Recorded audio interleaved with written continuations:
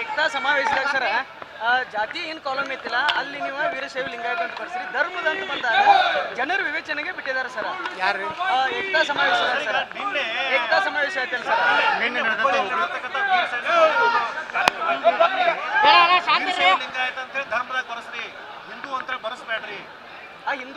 ಎಲ್ಲಿಯವರೆಗೆ ವೀರಶೈವ ಲಿಂಗಾಯತ ಧರ್ಮ ಅಂತೇಳಿ ಕೇಂದ್ರ ಸರ್ಕಾರ ಅಧಿಕೃತವಾದಂಥ ಘೋಷಣೆ ಮಾಡೋದಿಲ್ಲ, ಅಲ್ಲಿವರೆಗೆ ವೀರಶೈವ ಲಿಂಗಾಯತ ಬರೆಸಿದ್ರೆ ಏನೂ ಅರ್ಥ ಇಲ್ಲ.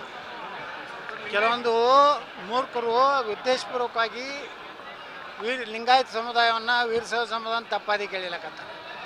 ಯಾವಾಗಲೂ ಧರ್ಮ ಅಂದಲ್ಲಿ ಹಿಂದೂನೇ ಬರೆಸ್ಬೇಕು, ಜಾತಿ ಅಂದಲ್ಲಿ ಲಿಂಗಾಯತರ ಬರ್ಸ್ರಿ, ವೀರಶೈವರ ಬರ್ಸ್ರಿ, ನಿಮ್ಮ ಉಪಜಾತಿ ಏನಿದೆ ಅದನ್ನು ಬರ್ಸ್ರಿ.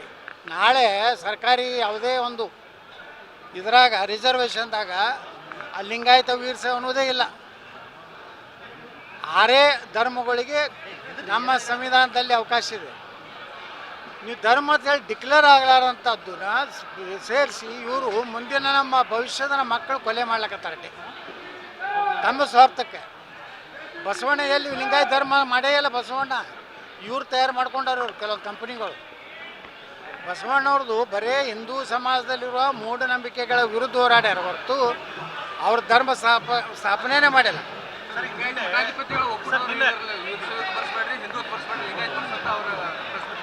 ಯಾರು ನೀವು ಪತ್ರಕರ್ತರ ಯಾರು ಪತ್ರಕರ್ತರ ಅಡ್ಡೆಗೆ ಉತ್ತರ ಕೊಡ್ತೀರಿ. ಜಾಗೃತಿ ಸಭೆಯಲ್ಲಿ ಭಾಗಿಯಾಗಿದ್ರಿ, ಮುಂದಿನ ರೂಪರೇಷೆಗಳು ತಮ್ಮ ನೇತೃತ್ವದಲ್ಲಿ ಯಾವ ರೀತಿ ಇರ್ತಾವಂತ ಈಗ ನೋಡ್ರಿ, ಈಗ ಈ ಹೋರಾಟ ನಿರಂತರ. ಈಗ ಸುಪ್ರೀಂ ಕೋರ್ಟ್ನಾಗ ನಡೆದೈತೆ 2C ಮತ್ತು 2D ಪುರಸ್ಕಾರ ಮಾಡಬೇಕಾಗೈತಿ. ಈಗಾಗಲೇ ಏನು ಸಿದ್ದರಾಮಯ್ಯನವರು ಕೆಲವೊಂದು ರಾಜ್ಯದವ್ರು ಮುಸ್ಲಿಮರು ಏನು ರಿಸರ್ವೇಷನ್ ಕೊಟ್ಟಾರೋ ಅದು ರದ್ದಾಗ್ತದೆ. ನಮ್ಮ ಉಳಿದ ಸಮಾಜಗಳಿಗೆ ಏನು ಮೀಸಲಾತಿ ಸಿಗೋದು ಸಿಗ್ತದೆ.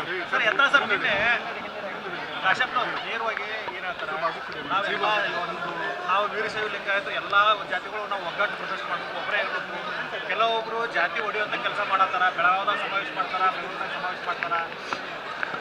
ಅಂಥವ್ರಿಗೆಲ್ಲ ಉತ್ತರ ಕೊಡೋದಿಲ್ಲರಪ್ಪ, ನೀವೇ ಅವ್ರಿಗೆ ಕೇಳ್ಕೊತ್ಕೊಂಡ್ರಿ.